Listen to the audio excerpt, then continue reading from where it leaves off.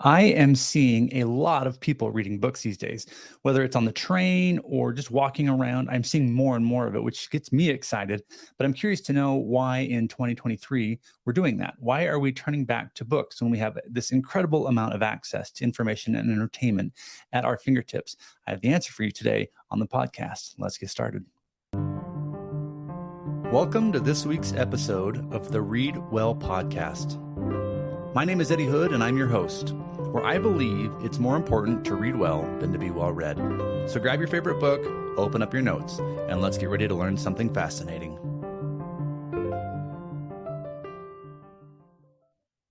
Welcome back, everybody. This is episode 10 of the Read Well podcast, and I'm really excited to be, well, I'm always excited to be here, but I just got back from 10 days in Paris, and I have just some incredible experiences to share with you. I'll be brief and I'll do it later for people that stick around to the episode. I want to get to the content quickly.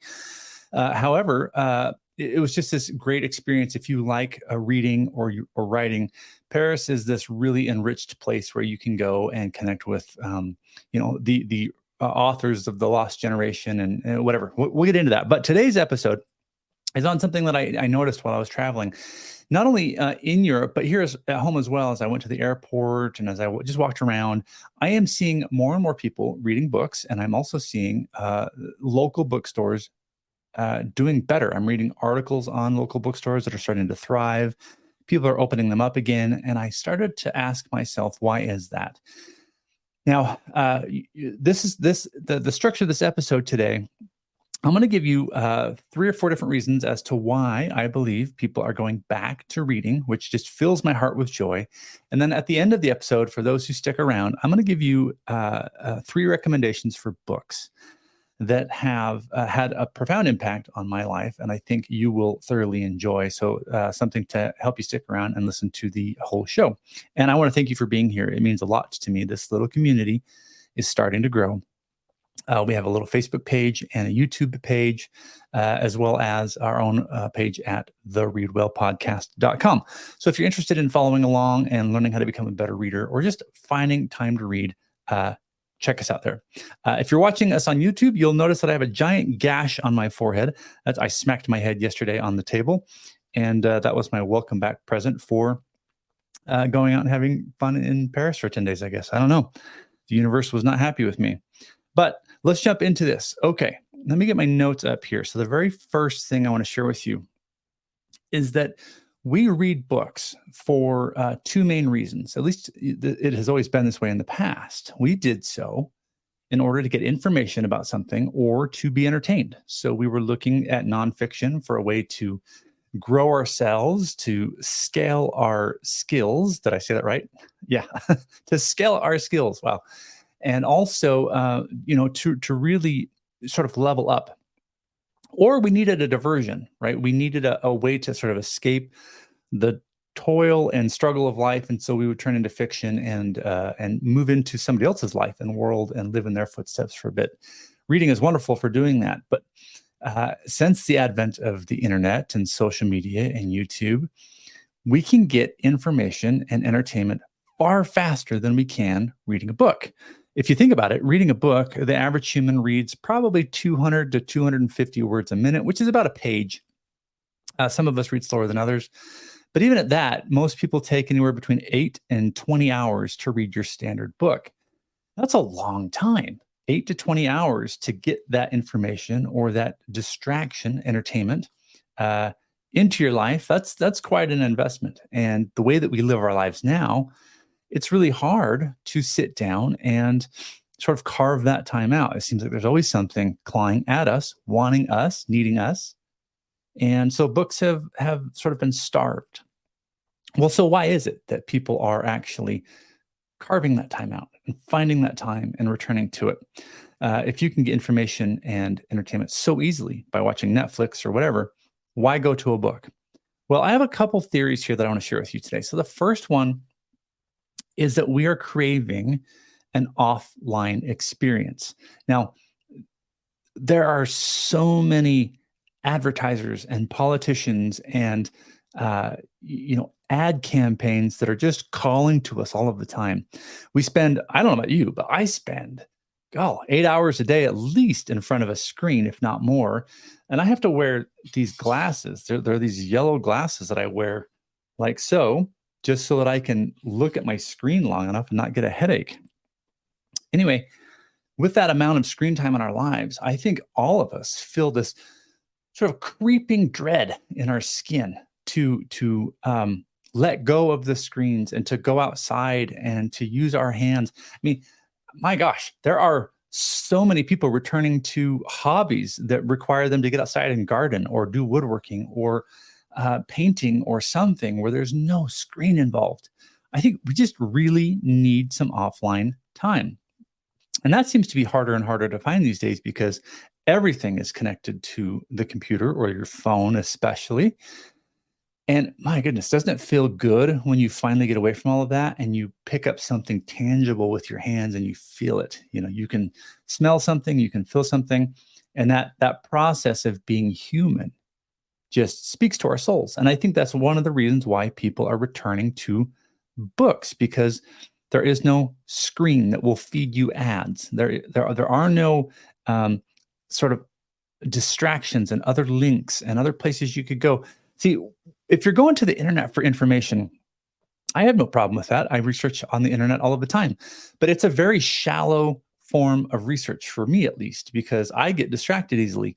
When I go onto a page, I see a link that leads me over to here, and then I think, oh, that's interesting, and then I click this link and I lead it over to here, and so on, and I end up learning a whole lot of surface level things about many different things. It's really challenging for me to get deep on the internet on a specific topic, just because there are so many avenues of exploration. In a book, you don't have links to click on. You don't have ads. You don't have music. Like, if you were to watch a documentary or watch something on Netflix or whatever, although that can be a great learning experience, I still would argue that it is a surface level experience because you are inundated with sort of what sells, what's going to make the movie sell, what's going to make the documentary watched. And so the editors and the people putting these things together are more aware of what they need to do on screen in order to keep your eyeballs on the screen, which is entertaining, right? That's why we're doing it. However, sometimes critical information is missed, and sometimes you don't get the full flavor of the thing. I don't know about you guys, but I find that when I walk away from a movie or a show, even if it's educational and I'm really interested in it, that it has little impact on my life. I can't really think of anything that I've seen where years later I've thought, man, that really taught me something. But a book, I can think of books that have changed my life that I return to again and again, that I pull information out of. I don't think I've ever gone back to movies or documentaries and said, I'm going to watch that again and take notes and really try to grow from it. Maybe that's me. Maybe I'm unique that way, but I feel like TV is designed to be fast paced and keep you going. Internet is designed to keep you distracted with lots of things to click on. A book, on the other hand, is designed to immerse you in the topic. And so we crave this offline experience, right? We want to get away from all of these flashy things, and our brain has a moment to breathe. And for whatever reason, that feels great. Now, the next theory I have as to why people are going back to books is that we crave a challenge. I think our brains atrophy when we don't use them. In other words, they lose their ability to process information and to really thrive. And when we give our brains something like that, something that allows it to sink its teeth into something and to really dig in, I feel like your brain just swells up, and it really loves chewing on hard things. It's what your brain was designed for. And if all our brain does is walk us from the fridge to the couch, to click the button on the television and then go to the restroom and then go back to the couch and then back to the fridge, if that's all our brain is getting, our brain is going to crave challenge. Now, I'm not talking about the kind of challenge that comes with your job where you're busy and you're stressed and your boss is asking for 1,000 things. I'm talking about an intellectual challenge. Your brain wants to consider higher order questions. And a book is perfectly designed to encourage that sort of thinking. Because with a book, it's written around a specific topic. There are usually several hundred pages that dive deep into that topic. Somebody has spent years of their life and their expertise researching something and packaged it into a nice little $9.99 offering for you. And you can now open that up and benefit from their years and years of study and research. So a book, just by its nature, sort of inspires you to study, doesn't it? I mean, I don't, when I, if I go to the internet, I'm not really inspired to be intellectual or to think deeply. I'm more inspired to sort of traverse things. When I watch television, I'm not inspired to be intellectual or to think deeply. I'm instead inspired to relax and be entertained. But when I open a book, just feeling it in my hand makes me want to sit down, get my notepad, get my pen, and set some time aside in my life to learn something new, right? A book is just beautiful that way. So I feel like we really are needing and we're desperate for challenges. So whatever your thing is in life, I feel like the book allows you to dig deeper into that. Okay. So the third one is a little personal, right? We all claim to have ADD or ADHD of some kind. Our our society these days has taught us to not pay attention. It has taught us to um, move quickly and think in short bursts. And if we're not entertained in every short burst, we move on. It's really frustrating. I grew up in the 80s where we didn't have social media. We didn't have. I look at even the cartoons I watched as a kid, and they had a storyline. there was usually some kind of plot. And my kids now, I have 4 kids, and when I walk past the TV and they're watching something, my brain hurts because it's just noise and chaos and like loudness. Just because they, for whatever reason, believe kids can't pay attention, so they have to show them lots of bright imagery and lots of sounds and lots of crashing and whatever. I think you know exactly what I'm talking about, but we are struggling as a society to focus on something for longer than 7 seconds. And in fact, I would ask you right now, how is this conversation going for you? Do you feel like it's a challenge to listen to the words I'm saying, or do you feel like you're able to really dial in? Perhaps you feel like you need to be multitasking or whatever, or washing the dishes. We just feel like we got to be doing things all the time. And that is, number one, it's unfortunate because good work, great work cannot be done at that level of consciousness, right? We need to be able to go deep and stay there in order to do our best work. And so I think a book trains that. A book is a nice training ground for building your focus. It's the same as meditation. I don't meditate a whole lot. I used to. I found that quite beneficial. But for me, I wake up every morning at 5:30, and I usually read for about an hour. It's the very first thing I do, and I do that because I don't want the world to fill my brain yet, or my calendar with unnecessary things. I want to spend the best part of my brain reading something complex and challenging. So the book is designed um, to build that ability to focus. When you pick up a book, you'll often find yourself reading a paragraph and then thinking to yourself, "All right, I have no idea what I just read. I was kind of off in la la land, and now I got to go back and reread it." And I know many people tell me that that's really frustrating, and that's why they don't read. They say, "I don't read books because I get to the end of the page and I'm just so busy thinking about my shopping list or my homework or whatever that it's just a waste of time." And to you, I would say it's absolutely not a waste of time, because what is happening is you're reminding your brain how to behave. You're teaching it once again how to think. And as you read, what's going to happen is your brain is going to you'll feel it. It's like a little click in your head. It will eventually say, "Fine, I will sit down and pay attention to this book," right? you're being so stubborn about sitting here. I'm going to pay attention now. And you'll slow down. And as you start to read the words and pay attention to them, something beautiful will happen. The story, the information, whatever it is that you're seeking, is going to open up to you in ways that no movie, no internet article could ever do for you, because you're having a conversation with a master. If you're reading a good book, of course, you're having a conversation with a master, and you're learning something at a much deeper level. And it's beautiful because you get to go at your own pace without any distractions. And as you're reading, you can take notes and you can highlight, and most importantly, I did a video, I believe last episode, talked about how to study philosophy.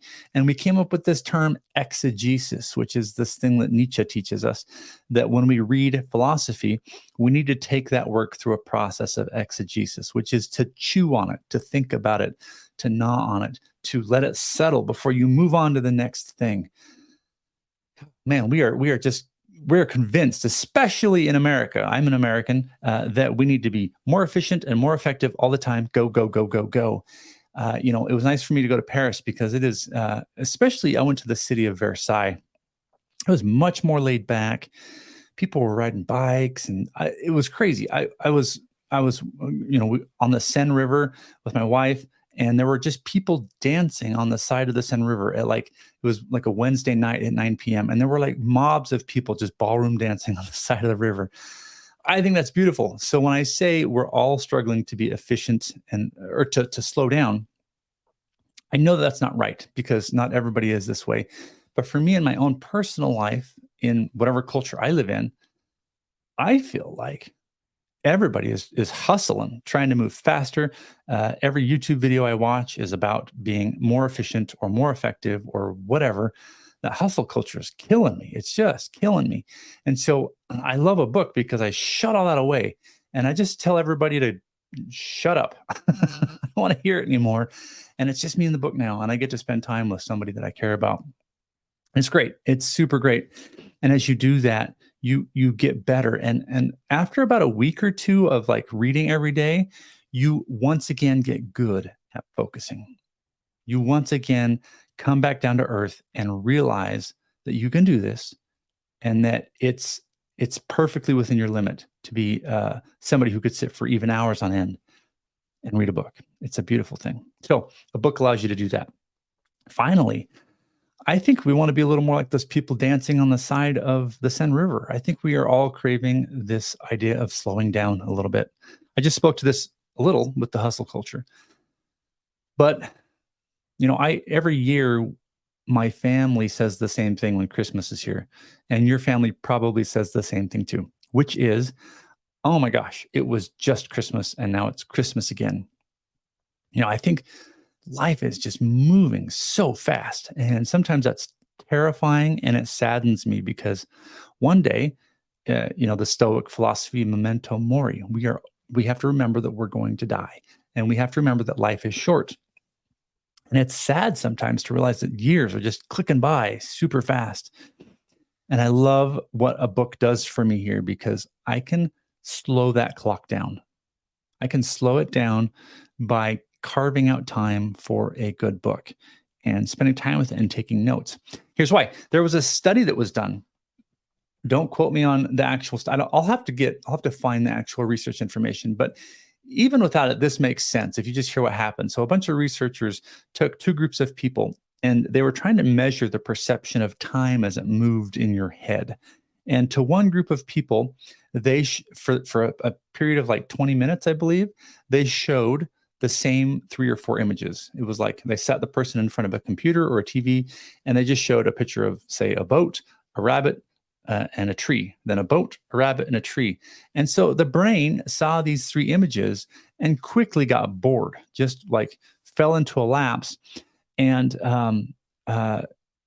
stopped paying attention.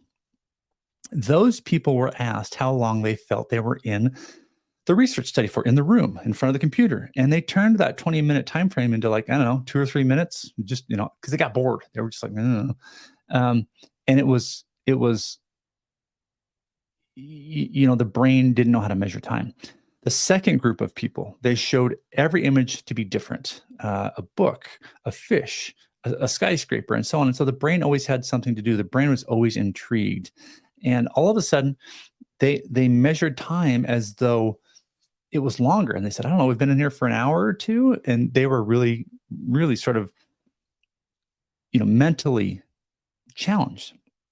And the research just said, actually, you're in there for 20 minutes. And they were just blown away. Like, no way. How is that possible? And it's because their brains had something unique to chew on, something unique to think about. And this is the problem in our lives. Every day we wake up and do the same thing. We're very, habitual. I'm crazy about my habits and my schedule, but you fall into this situation where you're doing the same thing every day in and day out. And all of a sudden a year has gone by and you have nothing to show for it, or at least very little, other than you're still above ground. Well, a book gives you something unique to think about. It takes you out of your daily cycle, and it gives you something unique to chew on and to stew on and to think about and to journal about and to have conversations about. And life gets richer and deeper and more meaningful. All right. As promised, I'm going to give you 3 book recommendations that had a big impact on my life. I have got hundreds of books, so I'm going to start doing this more often because I want to make sure you're getting good books into your hands. But I'm doing these in no particular order. I think you will find these helpful.